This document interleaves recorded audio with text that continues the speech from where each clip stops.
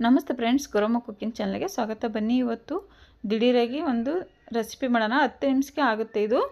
ಮಕ್ಕಳು ಲಂಚ್ ಬಾಕ್ಸ್ಗೆ ಆಗಿರ್ಬೋದು, ಸಂಜೆ ಟೈಮು ಮಕ್ಕಳು ಸ್ಕೂಲಿಂದ ಬಂದಾಗೂ ಮಾಡಿಕೊಡ್ಬೋದು, ಬೇಗ ಆಗುತ್ತೆ. ಒಂದ್ಸಲ ಟ್ರೈ ಮಾಡಿ.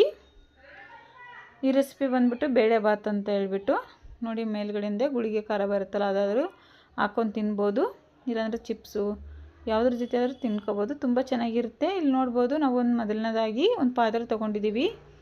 ಪಾತ್ರೆ ತೊಗೊಂಡ್ಬಿಟ್ಟು 1 ಗ್ಲಾಸ್ ಅಕ್ಕಿ ಹಾಕ್ಕೊಂಡಿದ್ದೀವಿ, ಮತ್ತು ಒಂದು ಅರ್ಧ ಬೌಲು ತೊಗರಿಬೇಳೆ, ಇನ್ನೊಂದು ಅರ್ಧ ಬೌಲು ಚೆನ್ನಾಗಿ ಬೇಳೆ ಅಂತ ಸಿಗುತ್ತಲ್ಲ ಅದು ಹಾಕ್ಕೊಂಡಿದ್ದೀವಿ. ಇದಿಷ್ಟನ್ನು ನೀಟಾಗಿ ತೊಳ್ಕೊಬೇಕು, 1-2-3 ಟೈಮ್ ಚೆನ್ನಾಗಿ ತೊಳ್ಕೊಬೇಕು. ನೆಕ್ಸ್ಟ್ ಇಲ್ಲಿ ಸ್ಟವ್ ಹಚ್ಬಿಟ್ಟು ಮತ್ತೆ ಒಂದು ಕುಕ್ಕರ್ ಇಟ್ಕೊಂಡಿದ್ದೀವಿ. ಕುಕ್ಕರ್ ಬಿಸಿಯಾದ ನಂತರ ಎಣ್ಣೆ ಹಾಕ್ಕೊಂಡಿದ್ದೀವಿ. ಎಣ್ಣೆ ಸ್ವಲ್ಪ ಚೆನ್ನಾಗಿ ಕಾಯಲಿ. ಎಣ್ಣೆ ಕಾದ ನಂತರ ನಾವಿಲ್ಲಿ ಸಾಸಿವೆ ಜೀರಿಗೆ ಕೂಡ ಹಾಕ್ಕೊಂಡಿದ್ದೀವಿ. ಎರಡು 1 ಸ್ಪೂನಷ್ಟು ಹಾಕ್ಕೊಂಡಿದ್ದೀವಿ.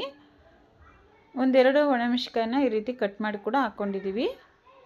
ಒಣಮೆಣಸಿಕಾಯಿ, ಸಾಸಿವೆ, ಜೀರಿಗೆ ಸ್ವಲ್ಪ ಫ್ರೈ ಆದ ನಂತರ ಒಂದು ಈರುಳ್ಳಿನ ಈ ರೀತಿ ಸಣ್ಣದಾಗಿ ಕಟ್ ಮಾಡಿ ಹಾಕ್ಕೊಂಡಿದ್ದೀವಿ. ಈರುಳ್ಳಿನ ಸ್ವಲ್ಪ ಚೆನ್ನಾಗಿ ಫ್ರೈ ಮಾಡ್ಕೋಬೇಕು. ನೋಡಿ, ಈರುಳ್ಳಿ ಫ್ರೈ ಆಗ್ತಿದ್ದಂಗೆ 1 ಹಿಡಿಯುವಷ್ಟು ಕರಿಬೇವು ಸೊಪ್ಪು ಹಾಕ್ಕೊಂಡಿದ್ದೀವಿ, ಅಂದರೆ ಒಂದು 2 ಕಡ್ಡಿಯಷ್ಟು ಕರಿಬೇವು ಸೊಪ್ಪು.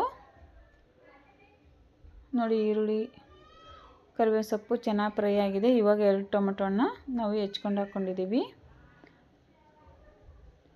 ಇವಾಗ ಟೊಮೆಟೊನ ಸ್ವಲ್ಪ ಬೆಂದ್ಕೊಳ್ಳಿ ಚೆನ್ನಾಗಿ. ಟೊಮೆಟೊನ ಸ್ವಲ್ಪ ಚೆನ್ನಾಗಿ ಬೆಂದ್ಕೊಂಡ ಮೇಲೆ ನಾವಿಲ್ಲಿ ನೋಡಿ ಚೆನ್ನಾಗಿ ಮಿಕ್ಸ್ ಮಾಡ್ಕೋಬೇಕು. ಈ ಟೈಮಲ್ಲಿ 1 ಸ್ಪೂನಷ್ಟು ಖಾರದ ಪುಡಿ, 1 ಸ್ಪೂನಷ್ಟು ಧನಿಯಾ ಪುಡಿ ಮತ್ತು ಬಿಸಿಬೇಳೆಭಾತ್ ಪೌಡ್ರ್ ಕೂಡ ಹಾಕ್ಕೊಂಡಿದ್ದೀವಿ. ಇದಿಷ್ಟು ಪೌಡ್ರ್ ಹಾಕಿದ ಮೇಲೆ ಚೆನ್ನಾಗಿ ಮಿಕ್ಸ್ ಮಾಡ್ಕೋಬೇಕು. ಮಿಕ್ಸ್ ಮಾಡ್ಕೊಂಡ್ಮೇಲೆ ನಾವು ಅಕ್ಕಿ ಬೇಳೆ ತೊಳೆದಿಟ್ಕೊಂಡಿದ್ವಲ್ಲ ಅದು ಹಾಕ್ಕೊತಾ ಇದ್ದೀವಿ. ಇದನ್ನ ಹಾಕ್ಕೊಂಬಿಟ್ಟು ನೀರು ಹಾಕ್ಕೋಬೇಕು.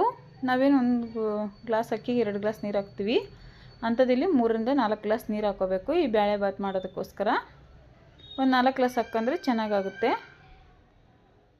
ನೋಡಿ, ಈ ರೀತಿ ಚೆನ್ನಾಗಿ ಮಿಕ್ಸ್ ಮಾಡಿಕೊಂಡು ಉಪ್ಪು ಹಾಕ್ಕೊಳ್ಳೋಣ. ಉಪ್ಪು ಖಾರ ಇಲ್ಲಿ ನಾವು ಟೇಸ್ಟ್ ನೋಡ್ಕೋಬೇಕಾಗುತ್ತೆ. ನೋಡಿ, ಇಲ್ಲಿ ನಾವು ಮೇಡಮ್ 4 ಗ್ಲಾಸು ನೀರು ಹಾಕ್ಕೊಂಡಿದ್ದೀವಿ. ಒಂದು ಅರ್ಧ ಹೋಳು ನಿಂಬೆಹಣ್ಣು ಕೂಡ ಹಾಕ್ಕೋಬೇಕು. ಹಾಕ್ಕೊಂಡ್ಮೇಲೆ ಈಗ ಚೆನ್ನಾಗಿ ಮಿಕ್ಸ್ ಮಾಡ್ಕೊಳ್ಳೋಣ. ನೋಡಿ, ಈ ರೀತಿ ಚೆನ್ನಾಗಿ ಮಿಕ್ಸ್ ಮಾಡ್ಕೊಂಡ್ಬಿಟ್ಟು ಇವಾಗ ಕುಕ್ಕರ್ನ ಕ್ಲೋಸ್ ಮಾಡೋಣ. ಒಂದು ಅರ್ಧ ಸ್ಪೂನಷ್ಟು ಅರಿಶಿನ ಕೂಡ ಹಾಕ್ಕೊಂಡಿದ್ದೀವಿ.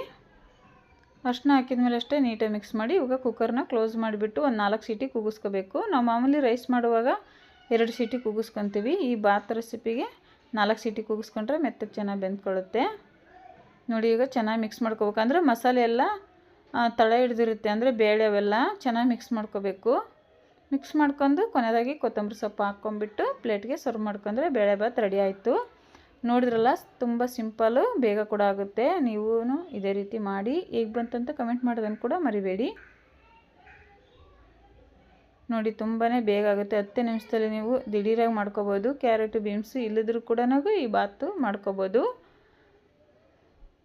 ಈ ವಿಡಿಯೋ ಇಷ್ಟ ಆದರೆ ಲೈಕ್ ಮಾಡಿ, ಕಮೆಂಟ್ ಮಾಡಿ, ಹಾಗೆ ನಮ್ಮ ಚಾನಲ್ನ ಸಬ್ಸ್ಕ್ರೈಬ್ ಮಾಡ್ಕೊಂಡು ಸಪೋರ್ಟ್ ಮಾಡೋದನ್ನು ಕೂಡ ಮರಿಬೇಡಿ. ಚಿಪ್ಸು ಮತ್ತು ಖಾರ ಎರಡರಲ್ಲಿ ಯಾವುದಿದ್ರೂ ಕೂಡ ಊಟ ಮಾಡ್ಬೋದು.